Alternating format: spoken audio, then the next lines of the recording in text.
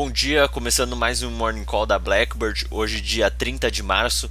Depois de uma semana positiva para os mercados, as bolsas internacionais amanhecem levemente em queda nesta segunda-feira, com os futuros do S&P 500 nos Estados Unidos estáveis e bolsas na Europa de queda de 0,7%, enquanto os mercados asiáticos fecharam em queda entre 1 e 1,5%.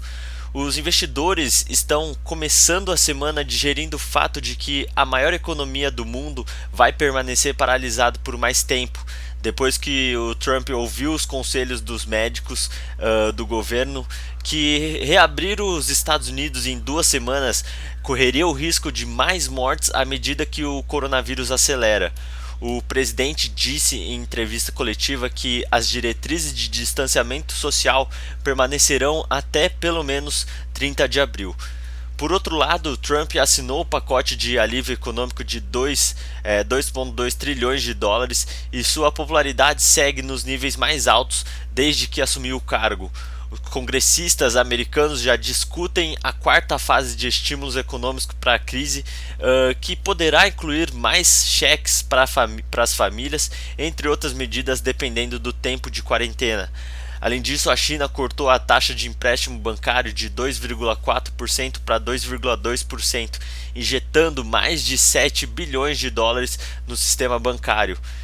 A gente revisou o PIB do cenário econômico e estima que seja de menos 1,9% em 2020, e com isso a gente reduz o target do Ibovespa ao final de 2020 para 94 mil pontos, dado o forte impacto esperado dos lucros das empresas. A gente acredita que essa volatilidade vai seguir elevada no mercado nos próximos meses e o mercado continua exigindo cautela. Do lado da cautela, os indicadores econômicos e das empresas continuarão se deteriorando nas próximas semanas. O tempo necessário para voltarmos à normalidade permanece incerto e as notícias positivas referentes aos pacotes anunciados ao redor do mundo ficaram para trás. E no lado positivo, os pacotes de resgate que foram anunciados até agora são os maiores da história e devem ajudar a aliviar os impactos da crise e evitar uma depressão econômica. A China e a Ásia começam a dar sinais de voltar ao normal, o que é positivo para as commodities no Brasil. E além disso, na live com o ministro da Economia, o Paulo Guedes, ficou claro que o governo tem mapeado o tamanho do problema e está exigindo com um grande senso de urgência para anunciar as medidas necessárias. E diante do aumento do número de casos do coronavírus, o BNDES anunciou ontem que fornecerá uma linha de crédito de 2 bilhões de reais para a saúde. Os recursos devem ser utilizados para ampliação de leitos emergenciais e compra de equipamentos médicos e hospitalares. E na política, jornais destacam desentendimentos entre o ministro da Saúde, o Luiz Henrique Mandetta, e o presidente Jair Bolsonaro em torno das orientações do governo para combate à disseminação do coronavírus.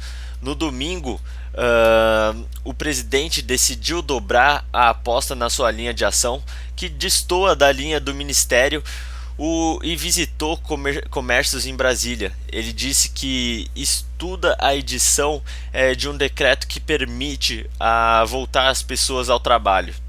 No legislativo, Davi Alcolumbre anunciou que o Senado vai votar nesta segunda-feira o projeto de lei que prevê a distribuição de um voucher de R$ 600 a trabalhadores informais durante o período de pandemia.